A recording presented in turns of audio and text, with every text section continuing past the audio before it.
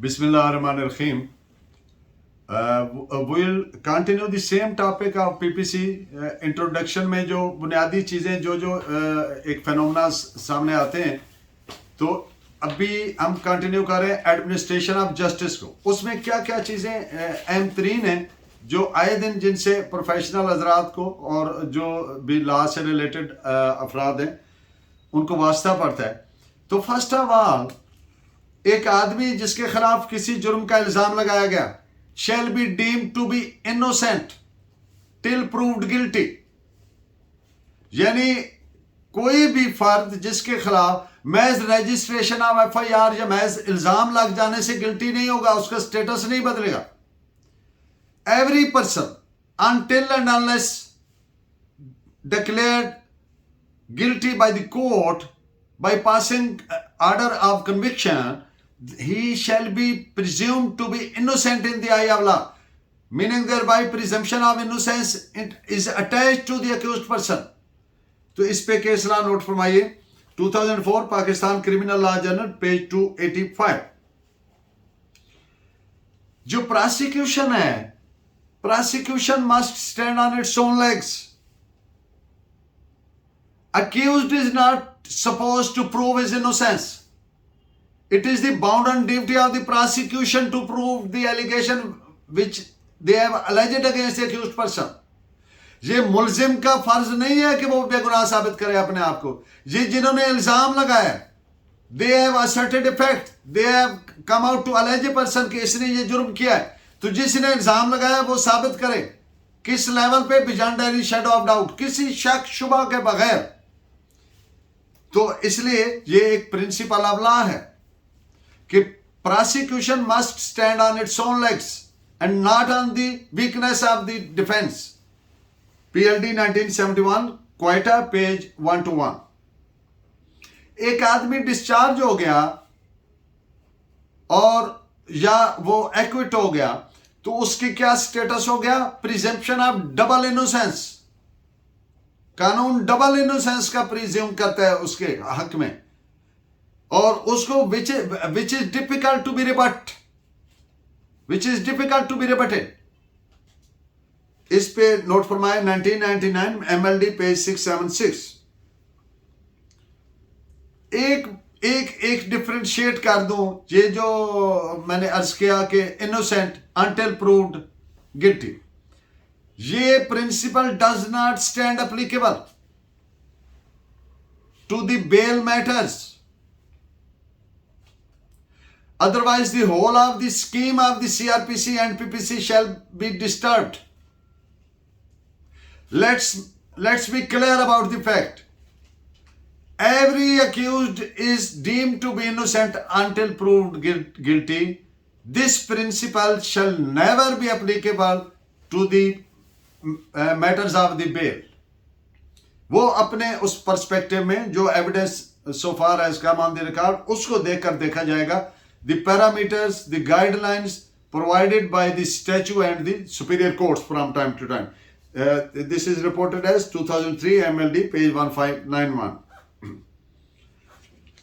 Verbal pronouncement of decision is bad in the eye of law, is not deemed to be proper order।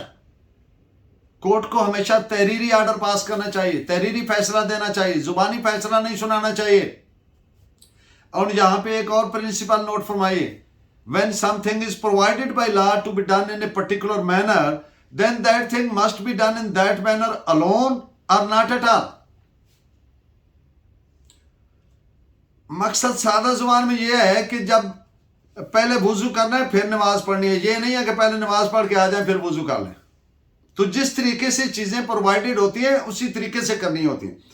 तो this is reported as 2000 Pakistan criminal law journal page 1924 and 2003 YLR page 533। Criminal cases can not be decided on the basis of oath, कसम, न्याज, सौ, Quran, Bible, इंजील, तुरात वगैरह, जो भी किसी का रेस्पेक्टिव मजहब मसलक है, उसके कसम ने की बुनियाद पे क्रिमिनल केसेस के फैसले नहीं हो सकते। It is to be read with article 163 of the कानूनी शहादत एज वेल। और इस पे नोट फरमाइए 1999 Pakistan criminal law general page 391। एक और बात, एक और प्रिंसिपल कि मुलजिम का ये राइट है, फंडामेंटल राइट है, क्या? To be treated in accordance with law and fair trial and expeditious disposal of case. ये नहीं कि सालों लटकता रहे, to undergo the agony and mental torture, prolong होता रहे,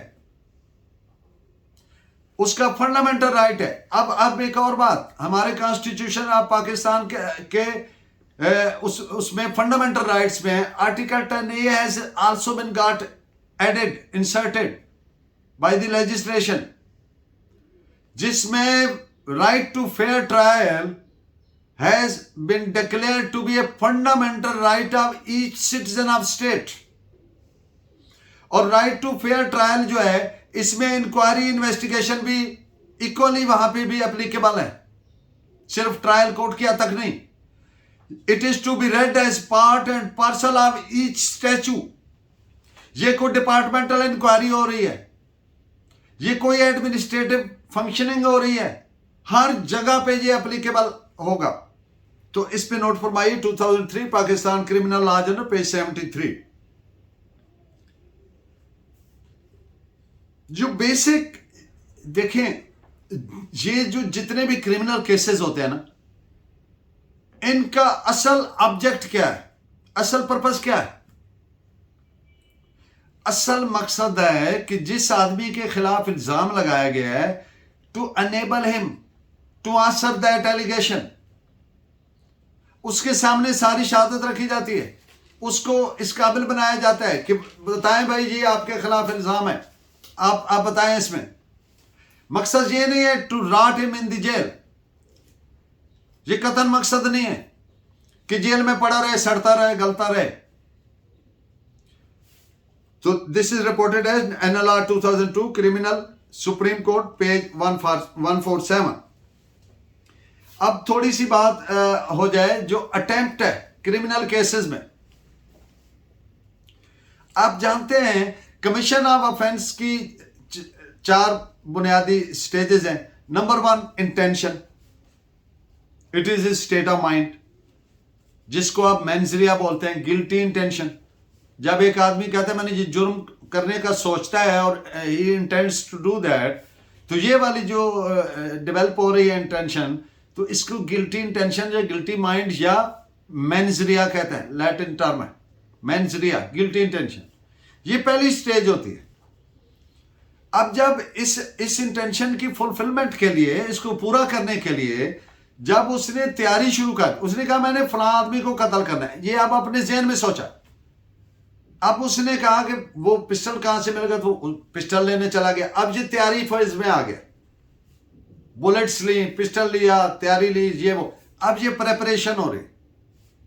अब तीसरी स्टेज है अटेम्प्ट, जब कोई फिजिकल स्टेप लेता है, यानी जिसको आप ओवर्ट एक्ट कहते हैं, जब कोई ओवर्ट एक्ट करता है इस सिलसिला में, इन furtherance of, in for the accomplishment of this intention, तो उसको अटेम्प्ट कहते हैं। तो अटेम्प्ट की भी सजा होती है, पिछली 2 स्टेजों की नहीं है। प्रेपरेशन की सजा नहीं होती, इंटेंशन की सजा नहीं होती, अटेम्प्ट की होती है। लेकिन यहां पे एक नाइसिटी आपसे डिस्कस करते हैं। और चौथी स्टेज तो कमीशन ऑफ ऑफेंस है। अब एक आदमी ने तीसरी स्टेज पर है, अटेम्प्ट पर है, उसने कत्ल करना था, उसने फायर मारा अगले आदमी को, चेस्ट के बजाय टांग पे ला गया, वो जख्मी हो गया, मरा नहीं। तो अब इसको 2 सजाएं मिलेगी, एक अटेम्प्ट की और एक वो जो जख्म हुआ जो उस इंजरी के मुताबिक। तो 324 यानी अटेम्प्टेड, इरादा है कत्ल, अटेम्प्टेड मर्डर। एक तो सजा उस अटेम्प्ट की मिली, दूसरी किसकी मिली, according to the nature of the injury. लेकिन अब अटेम्प्ट के फेज में है और ड्यू टू विस मेजर, आप जानते हैं VISMAJOR, विस मेजर लैटिन वर्ड है, एक्ट ऑफ गॉड। कोई कुदरत की तरफ से ऐसा मामला हो जाता है, वो फायर करने लगता है, जलजला आ जाता है, कोई अंधेरी आ जाती है, तूफान आ जाता है, कोई ऐसी कुदरती कोई ऐसा मामला हो जाता है, act of God which is beyond his control, और वो अटेम्प्ट फाइल हो जाती है, नाकाम हो जाती है, तो फिर वो अटेम्प्ट तस्वर नहीं होगी। जो अटेम्प्ट जो है एक्ट ऑफ गॉड की वजह से, अटेम्प्ट जो फिजिकल एक्ट था वो नाकाम हो गया, तो फिर वो अटेम्प्ट नहीं तस्वर होगी, फिर उसकी सजा नहीं होगी। और एक ऐसा जुर्म है जिसकी अटेम्प्ट तो सजा है, लेकिन अटेम्प्ट कामयाब हो जाए तो सजा नहीं है। वो क्या है? वो खुदकुशी है। तो इस पे आप नोट फरमाइए कि अटेम्प्ट उस तरह से PLD 2003 सुप्रीम कोर्ट पेज 250। अब बात करते हैं फ्रेमिंग ऑफ चार्ज, फर्द जुर्म। तो ये चार्ज होता क्या है, इसकी नौयत क्या होती है, इसकी दो तीन चार अहम तरीन सूरत हैं, वो आपसे शेयर करते हैं। Charge is the precise formulation of specific allegation to let the accused person know exactly what is the nature of allegations against him, what the prosecution is intending to prove against him, and the purpose of framing of charge is to enable the accused to prepare his case and to prepare his defense so that he should not be taken with surprise. एक basic principle है, no person can be taken by surprise, चाहे वो civil case है, चाहे वो फौजदारी है, चाहे वो कोई सा भी है। ये उसका राइट होता है अदर पार्टी का, जिसके खिलाफ कोई फैक्ट असर्ट किए गए हैं, चाहे वो इल्जाम है, चाहे वो सिविल केस में अदर फैक्ट्स है, तो वो पहले सफिशिएंटली उसके नॉलेज में लाना जरूरी होता है। तो इस पे नोट कीजिए 2004 Pakistan criminal law journal page 397। अब चार्ज फ्रेम करते वक्त कोर्ट ने क्या चीजें सामने रखनी है, अपने जहन में रखनी है। The court is presume to consider, सिर्फ FIR 173 की रिपोर्ट नहीं रखनी, FIR और चलान नहीं सिर्फ सामने रखना, नो नॉट एट ऑल। मुख्तसर बात करूं, द होल प्रोसिक्यूशन केस, लेकिन इसको थोड़ा सिंप्लीफाई कर दूं। FIR, the report, challan report under 173, all the recoveries, all the discoveries, all the reports, all the statements under section 161, or if any under section 164, the MLCs, postmortem, whatever, all these things are to be kept in mind after perusing the same consciously by the trial court while framing the charge against the accused. So this is reported as 2004 MLD 1762. Charge is never deemed to be rigid. ये नहीं है कि एक दफा frame हो गया तो अब बस जनाब इसका, no, it can be changed even. It must be kept in mind that charge framed once is to be deemed as a flexible. इसमें चेंज किया जा सकता है, इसको alter किया जा सकता है, and section 227 of the CRPC provides the same.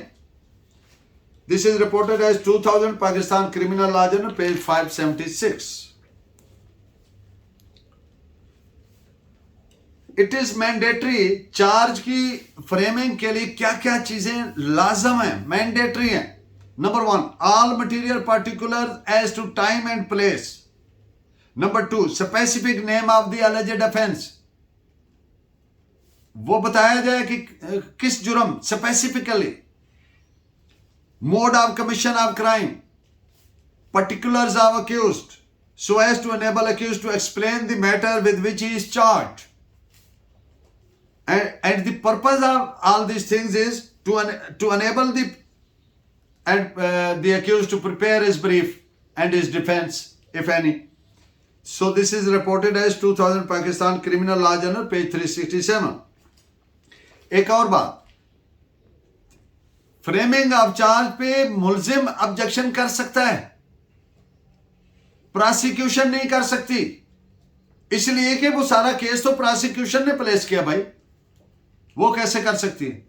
So this is reported as 2003 Pakistan Criminal Law Journal page 216. अब एक और मैनिफेस्टेशन एडमिनिस्ट्रेशन ऑफ जस्टिस का, general law and special law. तो आप जानते हैं कि जब एक स्पेशल लॉ आ जाता है तो फिर जनरल लॉ जो है वो स्पेशल लॉ प्रिवेल करता है, फिर जनरल लॉ डॉर्मेंट हो जाता है। लेकिन इसमें जो बात मैं अभी करने लगा हूं वो ये है कि कोई ऐसा मैटर है जिसको दोनों इक्वली एप्लीकेबल हैं, तो फिर आप किस पे ट्रेवल करेंगे, किसके तहत होगा? The answer is special. तो इस पे नोट फरमाइए 2003 Pakistan criminal law journal page 643। एक होता है प्लीड गिल्टी। जब ट्रायल कमेंस होता है तो फ्रेमिंग ऑफ चार्ज के बाद पहला स्टेप कोर्ट क्या लेती है, उससे पूछती है डू यू प्लीड गिल्टी। इसका मकसद है कि आप मानते हैं भाई मुलजिम से, हाँ भाई आपने किया है ये जुर्म, what do you say about it. तो वो इफ ही प्लीड्स गिल्टी, इसका मकसद है कि उसने तस्लीम कर लिया, हाँ जी मैंने किया। और if he doesn't plead guilty, उसने कहा नहीं मैंने ये नहीं किया, इससे केस पे कोई एडवर्स इफेक्ट नहीं पड़ेगा, भले प्लीड गिल्टी किया है या नहीं किया। Benefit of doubt in any eventuality shall be extended to accused. अगर कोई डाउट पैदा हुआ उसमें, उसका फायदा हमेशा मुलजिम को दिया जाता है। तो इस पे नोट फरमाइए 2002 Pakistan criminal law journal page 1670। अब एक बात के appreciation of evidence, court how to do it, what the basic considerations court must be having while appreciating the evidence। शहादत को कोर्ट ने किस पर्सपेक्टिव में पढ़ना और समझना है और फैसला करना है। तो इसमें कोर्ट का जो अप्रोच है that must be dynamic and not static, number 1। Number 2, courts ने सेटिस्फाई करना है अपने आप को, keeping in view the totality of the evidence, not in isolation। किसी गवाह का या किसी और पीस ऑफ एविडेंस को आइसोलेट करके नहीं देखा जा सकता। The entire evidence is to be appreciated, appraised in totality, and the court is supposed to get satisfied or not regarding to one thing, that is क्या ये जो जुर्म alleged है इस मुलजिम ने किया है, और अगर ये किया है तो किस लेवल पे ये प्रूव है, beyond any shadow of doubt, किसी शक शुबा के बगैर ये साबित होना जरूरी है, फिर सजा दे सकते हैं। एक तो बात ये हुई। दूसरी बात ये है कि जो माइनर किस्म की डिस्क्रिपेंसीज होती हैं या माइनर किस्म के कंट्राडिक्शंस होते हैं during cross examination like that, या कोई माइनर डाउट्स हैं, तो उससे अफेक्ट नहीं होगा। कोई टेक्निकलिटीज है तो उससे जो process of dispensation of justice है, which is the end all and be all of whole this system, वो अफेक्ट नहीं होगा। इस पे नोट फरमाइए 2002 YLR 2813। जो एविडेंस है उसमें quality matters, not the quantity of witnesses. गवाहों की तादाद से फर्क नहीं पड़ेगा। The quality of their evidence shall be taken into consideration. और वो क्वांटिटी क्या होनी चाहिए? क्रेडिबल, ट्रस्टवर्दी, कॉन्फिडेंस इंस्पायरिंग, जिससे कोई किसी दूसरे मफरूजा हाइपोथेसिस को बिल्कुल रूल आउट होता हो और ये बिल्कुल खुला डुला बिल्कुल खुल के सामने आ जाए कि ये इसके अलावा, इस बंदे ने ये जुर्म किया, इसके अलावा कोई हाइपोथेसिस एक्सेप्टेबल नहीं है, ऑल अदर्स आर एक्सक्लूडेड, तो फिर उसको कन्विक्शन पर। This is reported as 2001 Pakistan criminal law journal page 503। अगर एक गवाह, सिर्फ एक गवाह, सोल विटनेस, सॉलिटरी एविडेंस पे भी कन्विक्शन पास हो सकती है, प्रोवाइडेड कि that must be confidence inspiring, trustworthy and reliable, natural, ऐसे साबित हो जाए बिल्कुल इस गवाह ने जो बोला है ये सच है, ये साबित हो जाए। तो भले वो एक गवाह है, तो उस पर कन्विक्शन बेस करके, उस पर रिलाय करके उसको सजा दी जा सकती है। 2001 SCMR 177, 2002 Pakistan criminal law general page 1856 and PLD 1998 supreme court 225। एक अक्सर देखते हैं जिरा में भी वकला साहबान पूछते हैं, हाँ जी आपका मुद्दई से रिश्ता क्या है, गवाह से पूछते हैं। तो ये जो फैक्ट ऑफ रिश्तेदारी है इसका क्या असर पड़ता है? सिर्फ एक एहतियात की जरूरत है कि रिश्तेदार की कोई जो गवाह पेश हो रहा है, भले रिश्तेदार है लेकिन उसका जो मुलजिम जिसके खिलाफ बयान दे रहा है उससे कोई एनमिटी है कि नहीं। अगर नहीं है तो कोई एडवर्स अफेक्ट उससे इंफर नहीं किया जा सकता। उससे ये नहीं अखज़ किया जाएगा कि नहीं ये बाबाजा रिश्तेदारी is not reliable, no not at all. Rather it is quite, it shall be deemed to be quite natural piece of evidence कि रिश्तेदार है ना, उधर उसका होना बनता है, मौजूदगी बनती है। अगर एक आदमी वैसे एक जगह पे आ गया और उसका वहां होना बनता ही नहीं है तो वो तो चांस बिटनेस है और उसको डबल एहतियात के साथ कोर्ट ने देखना है। तो इसलिए मैज रिश्तेदारी इज नॉट ए फैक्ट कि आप उसको रिलाय ना करें, कोई एडवर्स इंपैक्ट इससे नहीं पड़ेगा। तो इस पे नोट फरमाइए 2002 YLR पेज 652। एक और बात भी है, ये अभी जो मैंने बात की, आजकल जो सब कॉन्टिनेंट के हालात है तो आम आदमी तो वो गवाह बनते नहीं है, भले देख लेते हैं। उसकी वजह जो पुलिस की इन्वेस्टिगेशन है, जो थर्ड डिग्री मेथड है, जो प्रोट्रैक्टेड ट्रायल्स हैं, ऑर्डील्स ऑफ ट्रायल हैं, साल केसों के फैसले नहीं होते, तो लोग तो इस सिस्टम से करीब से नहीं गुजरना चाहते। तो इसलिए जो वहां पे रह रहे हैं, जो रिलेटिव्स हैं, वो उन्हें नहीं गवाही देनी है। हाँ, उसको देखने की जरूरत है कि इनका कोई अपना मोटिव तो नहीं है, इनका कोई अपना आयरन तो नहीं है एनफायर, कोई अपना उल्लू तो नहीं सीधा करना चाह रहे। एक और पॉइंट नोट फरमाइए कि एक केस में रिकॉर्ड की गई एविडेंस दूसरे केस में नहीं पेश की जा सकती। Evidence recorded in one case can not be produce as evidence in the second case. इसमें एक ही एक्सेप्शन है, until and unless the same is produced by adopting the procedure and rules as provided by QSO। कानूनी शहादत के तहत जैसे कोई मुसद्दका कापी एग्जिबिट करवा के पेश की जाती है, उस तरीके के अलावा वैसे नहीं पढ़ी जा सकती। This is reported as 2004 YLR page 46। अभी थोड़ी देर पहले जो मैंने एक गुजारिश आपसे की कि evidence must be appreciated in totality, in its entirety. तमाम हालातों वाकयात को सामने रख के जो एक तस्वीर बन रही है उसके मुताबिक आपने फैसला करना है, गुनाहगार या बेगुनाह। आइसोलेशन में नहीं, किसी एक चीज को आइसोलेट करके बाकियों से वो नहीं देखना। तो इस पे केस लॉ नोट फरमाइए 2003 YLR 1884। क्रिमिनल लॉ में आप बार बार एक प्रिंसिपल से आपको वास्ता पड़ेगा, corroboration. What does it mean? लफ्जी मानी है करबरेट करना, तायद करना, तस्दीक करना, टू इंडोर समथिंग। तो ये लीगल सेंस में इससे क्या क्या इसकी इंप्लीकेशंस है, क्या क्या कोनोटेशंस है, क्या इससे आप अंडरस्टैंड करेंगे, उस पर थोड़ी बात हो जाए। Corroboration means to strengthen, to add weight और credibility to a thing by additional और कंफर्मिंग फैक्ट्स और evidence. In the case of interested evidence, corroboration is sought either from direct or circumstantial source, by medical evidence, by motive, by recovery of weapon. These are enough to maintain conviction. मैं एक मोटी बात कर दूं, एक आदमी ने कहा जी मैंने देखा है इसने ए ने फायर मारा, बी को उसकी चेस्ट पे लगा।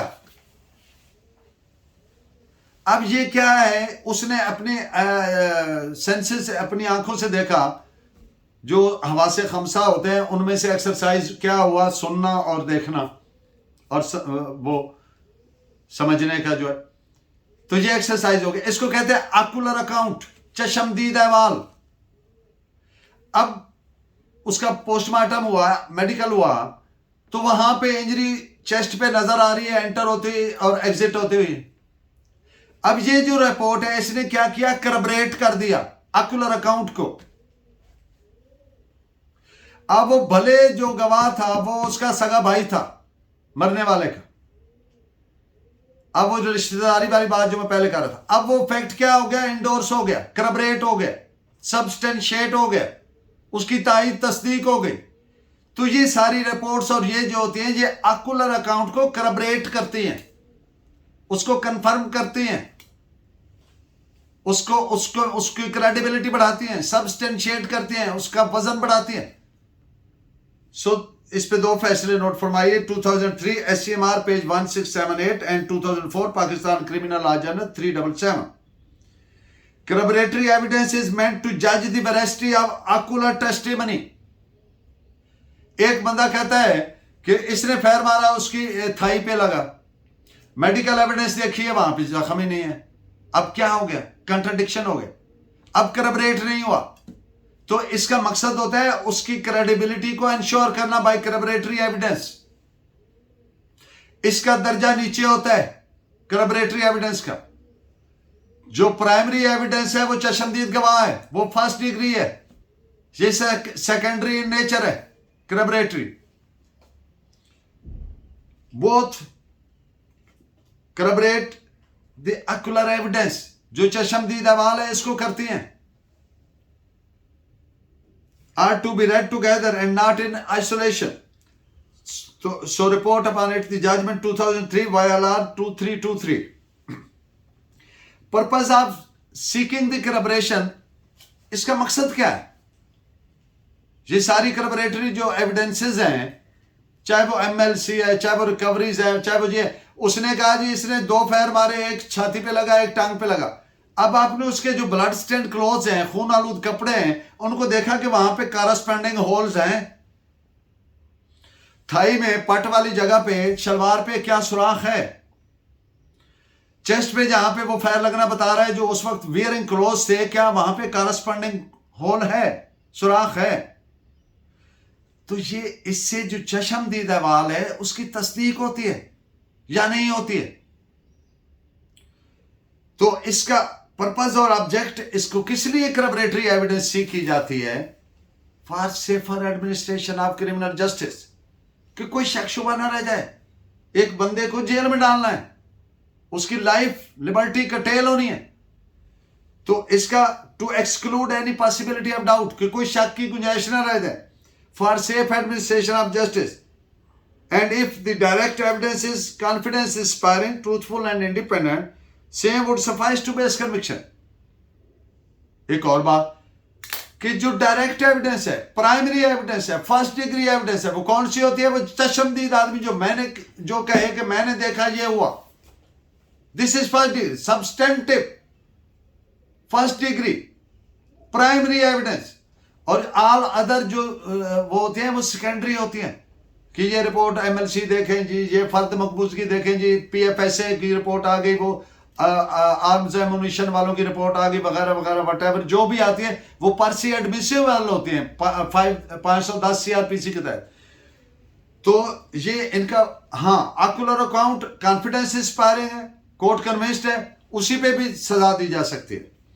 This is reported as 2002 YLR page 832। Res gestae, RESGESTAE, इसका मकसद होता है कि जब कोई जुर्म हुआ किसी जगह पे, ह्यूमन नेचर है, people surrounding over there get attracted to the place of occurrence.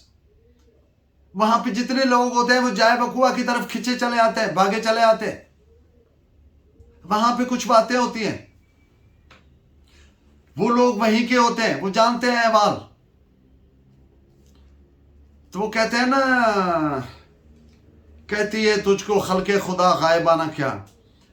अब जुर्म हुआ, फायर लगा, बंदा मार गया, लड़का मार गया। अब वहां पे बंदे इकट्ठे हुए क्या कहते हैं, यार इन्हें बड़ी आत्म मचाई सी, ये बाज नहीं सी आंदा, ये इधर रोज आके खड़ा हो जाता था, इस लड़की को छेड़ता था, इसके माँ बाप को भी कहा, इसको भी बताया, इसको भी समझाया, ये बाज नहीं आता था, यारों की कर दे। अब बातें शुरू हो गई। तो ये जो जाए वकुआ पे फौरन वकुआ के बाद जो लोग इकट्ठे होते हैं, ये बात आप जरा ज़हन नशीन कर लें। जाए वकूआ पर कोई वाकया हो गया, जुर्म हो गया, वहां पे जो लोग इकट्ठे होते हैं और फौरन उनका जो रद्द-ए-अमल होता है, जो गुफ्तगू होती है, जो बातचीत होती है, that is res gestae and that is admissible in evidence. कि वो खल्क क्या कह रही थी उस वक्त, that is admissible in evidence.